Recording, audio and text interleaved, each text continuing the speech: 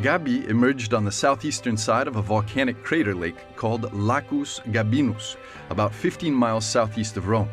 The city vanished in the first millennium AD, and the lake was transformed into fields for agriculture.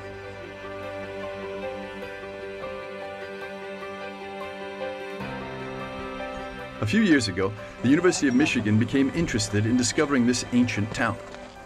Professor Nicola Terrenato knows the city better than anyone else.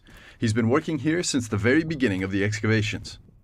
So Gabii was first occupied in the early Iron Age, what we call the early Iron Age, so in the 9th, 8th century BC, by very small groups of settlers that progressively merged together to form a city. And then the city acquired city walls and large public buildings. It kind of peaked in the 3rd and 2nd centuries BC, and then it started shrinking. Probably because of the competition of Rome, it became smaller, much smaller than it used to be. Gabii continued to have a living and thriving community until the 9th to 10th centuries AD. The main discovery so far is this enormous structure dating back to the 4th to the 3rd century BC.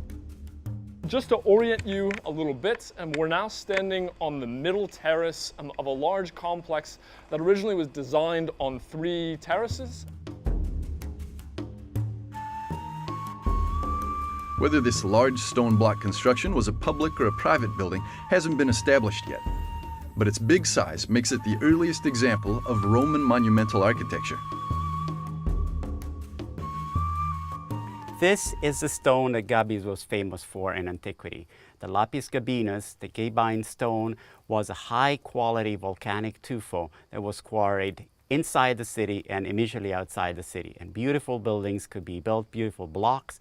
It was even used for the Forum of Augustus in Rome, and the city probably thrived on the trade of this kind of stone. The connection between Gabii and Rome is the main reason for further archaeological investigations.